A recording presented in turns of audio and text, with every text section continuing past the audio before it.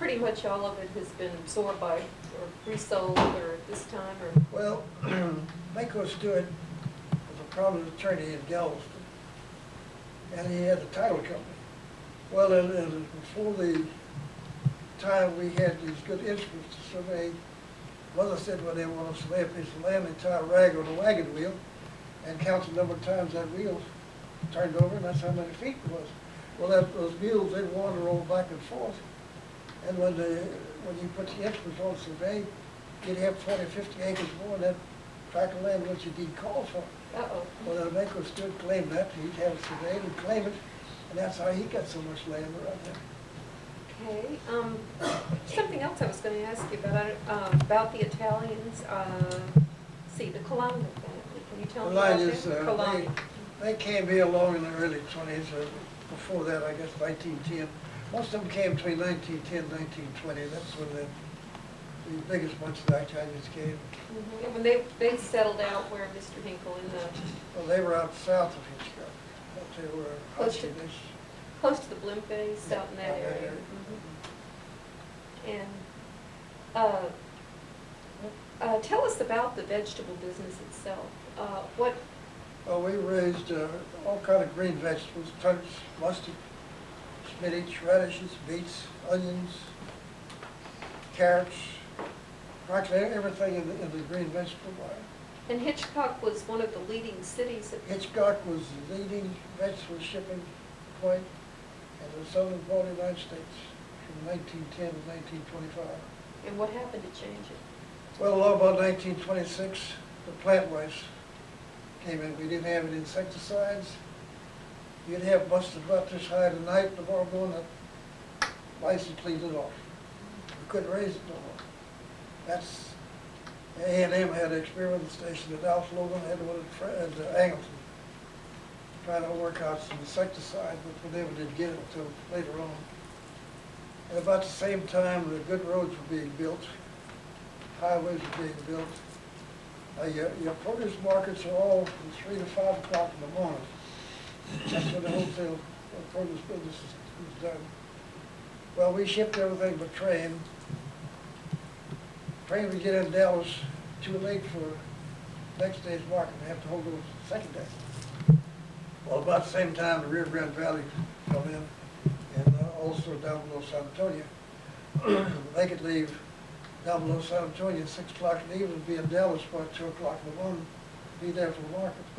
Well, when we shipped on the rail, it got there about 7 o'clock or 8 o'clock. It was too late for that day's market. And that's what killed the vegetable business. And the refrigeration cars, were there refrigeration cars? No, we packed them in barrels and put about 3 buckets of ice in each barrel, 3 layers. And the vegetables stayed fresh and good while it was in the packed barrels.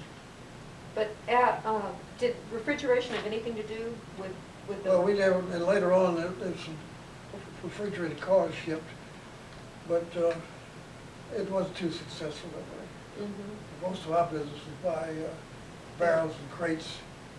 And then about 1910, my daddy took on cabbage from Colorado. They raised a lot of cabbage in Colorado. And we'd get a 15-ton car every day, in a refrigerated car, a bulk.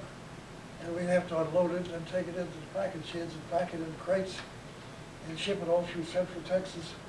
And all the lumber mills had their own commissaries and the turpentine mills. East Texas, we shipped lots of cabbage and vegetables to those places. And our cabbage market was central Texas. From Waco this way and East Texas, and as far west as about 50 miles west side of San Antonio. And that was all shipped. We shipped about 150 crates of cabbage every day. That started the first week in August and lasted the first week in December. That's when the cabbage season was over. Can you tell me about some of the businesses that supported this? The barrel business. Well, we used to have to buy secondhand barrels from used coopage outfits and gals in Houston, but they couldn't supply enough after we got to using so many. So Hartley Palmer's daddy, he opened a barrel manufacturing plant. Where was that located? It's located on I guess it'd be second to First Street. First Street between Wallace and Railroad. And he operated for about 2 years. Well, he worked for my dad from the time he was a little kid, until he went into the business for himself. And then he came and told my dad that he wanted to get out of the business, wanted to know if he wouldn't take it over and hire him as foreman when he run it. So my dad did. My dad built two buildings, one for the shop, one for the warehouse. And we had, during the vegetable seasons, we had 8 coopers working. And a cooper's daily barrel was 60 barrels was his day. And everything was on piecework. They paid so much a barrel for making. Well, during the busy season, they'd have to work 2 or 3 hours over the quarter and make more barrels. But we'd use, all the shippers would use about 400 barrels a day. So you had 800 shippers there doing shipments. We shipped about around 150 barrel average a day. And Roberts was the next largest shipper. Where was that located? He was right across the railroad, right on the railroad where the lumber shed is now. The press across the way is on this railroad. He was a railroad property. This is H.L. Roberts. H.L. Roberts Company. And then Tom Rowan was down the street a little ways. He shipped 2 or 3 crates a day. And Brett, he was in that building across on 3rd Street. It's Brett closed Palmer? now. That was his building. And then about 1920, Warren Kendall opened up right there on the corner where the police station is. I think you get me a glass of water with you. And then Dave Poitras, he'd opened up for a year, and then he'd close up, and then somebody else would open. That was the old building where my lumber office is. You mentioned Perthews. Would you tell me the history of the Perthews and their impact on Hitchcock? Poitras family? Mm-hmm. Old man Hippolyte Poitras was a horticulturist. And where did he come from? They came from France. Mm-hmm. They were French. And they settled on where the Galveston Memorial Park Cemetery is now. That was the old Hippolyte homestead. Mm-hmm. And they had 2 sons, Jules and Hippolyte. Well, Jules settled east of Fairwood on the Howland Bar on the north side, and Hippolyte settled on the west side, which later the Wesleys family bought that place. Hippolyte fled over to Galveston later. And they had, both of them had quite large families, and Dave was Jules Poitras' son. They were horticulturists, and I was given to understand that they planted a lot of trees that are They probably... planted those big oak trees over there. Mhm. And that area is still That has some of the most They beautiful... started those trees in there. Another one, I think that was a horticulturist that you might know something about, Stringfellow. Stringfellow, he was a horticulturist. He started about Kips's place. He came in about 1894. Built that house, lived here for a number of years. Then it was sold to Tackart, Ms. Tackart bought it. Can you tell us where that house is located, the Stringfellow house? Stringfellow house? Uh-huh. Right there with Kips's, right off of 2519 and Yeah, and Just also west. kind of behind Dairy Queen. Dairy Queen. That was a 10-acre tract in there with Right. Stringfellow Street.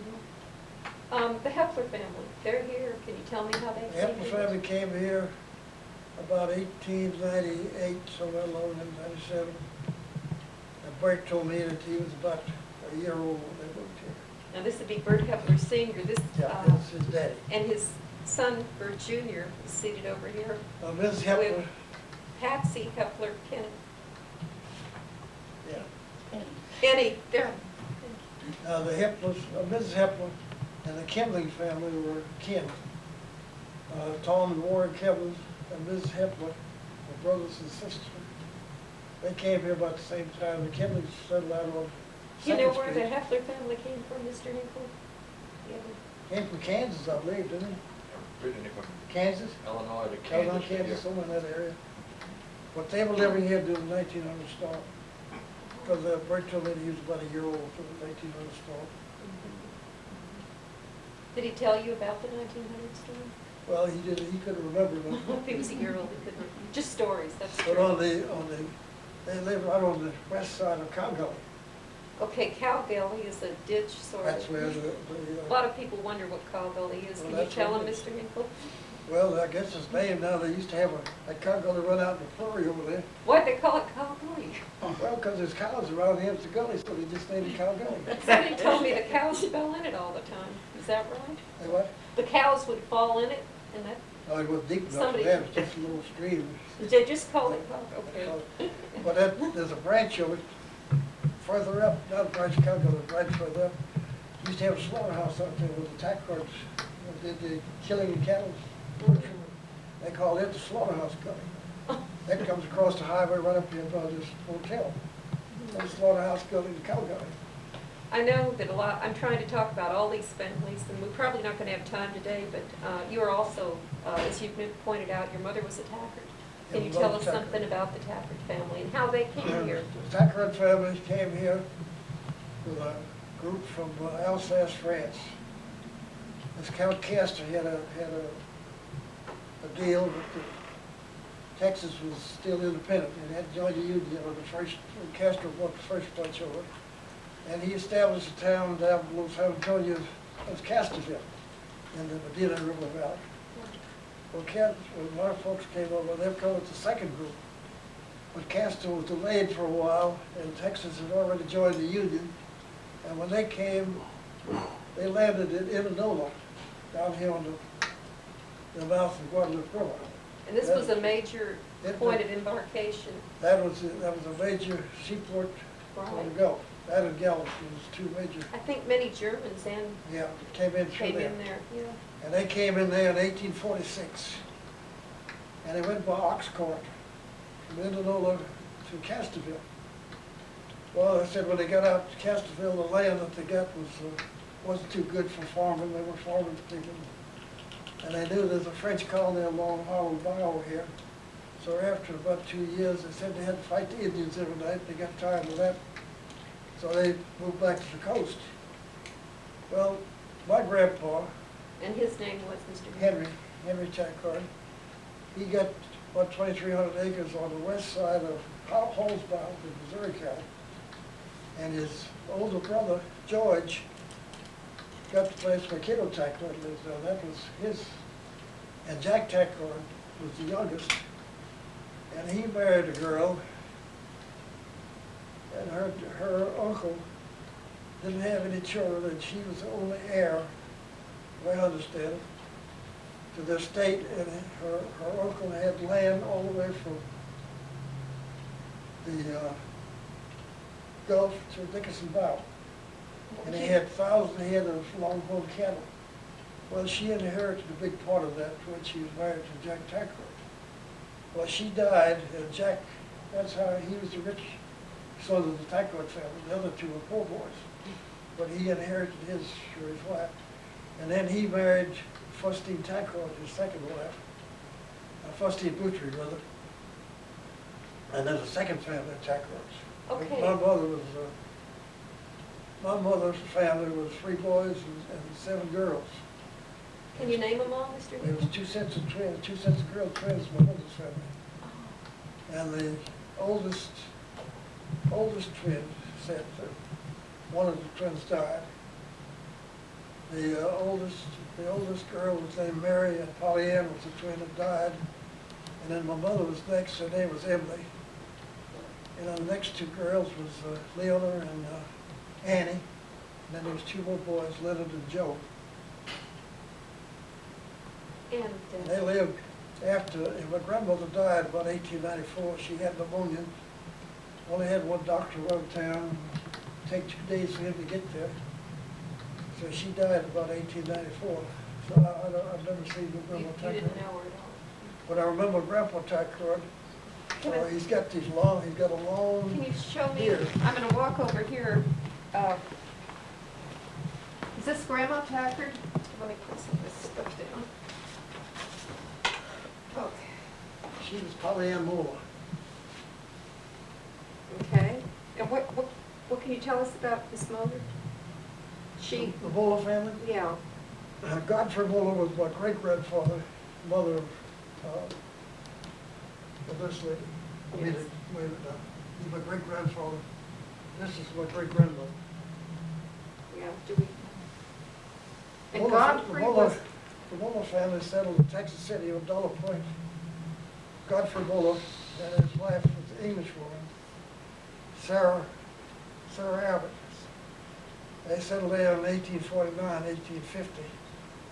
Godfrey bought a third of illegal land for 15 cents an acre, and he sold it for 35 cents an acre about 15, 20 years later, and they moved to Missouri County. The town of Danbury was named after the mother's uncle, Dan Muller.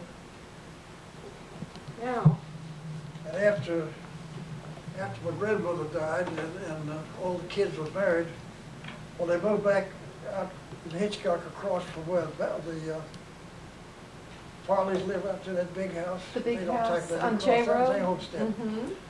Well, after all the kids was married, well, he went to live with June Tackard. And I remember him, I saw him one time, I remember this long black beard. Can you tell us his name? Henry, Henry, they spelled Henri. last name is Tackard. Henry Tackard. Uh-huh. Cecil was named after him. Mhm. Cecil's middle name was Henry. And you saw him one time. I saw him one time, and I remember, I was about 5 years old. But He he's- died in 1907, he died when I was 5 years old. And when did he come to Hitchcock?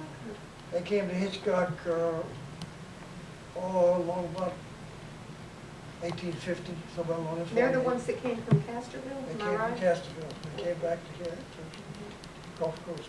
Okay. I'm going to ask you about two other pictures. And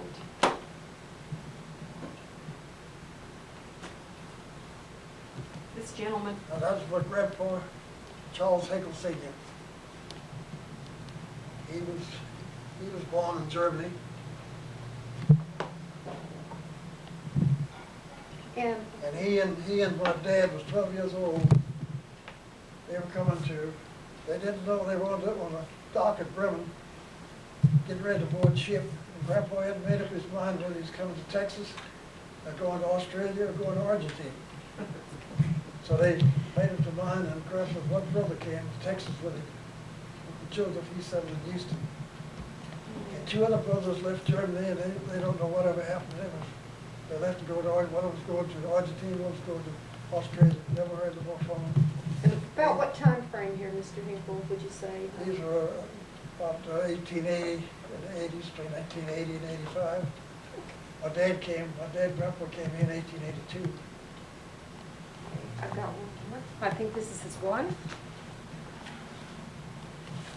But after Grandma and Grandpa were married, they moved to Manchester, England. Grandpa didn't like to stay in one place too long. He'd always moved around somewhere. And then my dad was born in Manchester. And That was who's my this? grandmother, Anna Bear, Anna Bear. Anna Can you Bear. spell that? B-A-E-R. Anna. And she was also A-N-N-A. from Germany also. She's from Germany.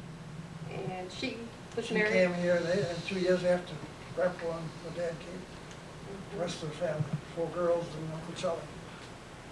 Uncle Charlie. Can you talk about Uncle Charlie? You're talking about Charlie Henckel? Uncle Charlie was Charles Henckel Jr. Yeah.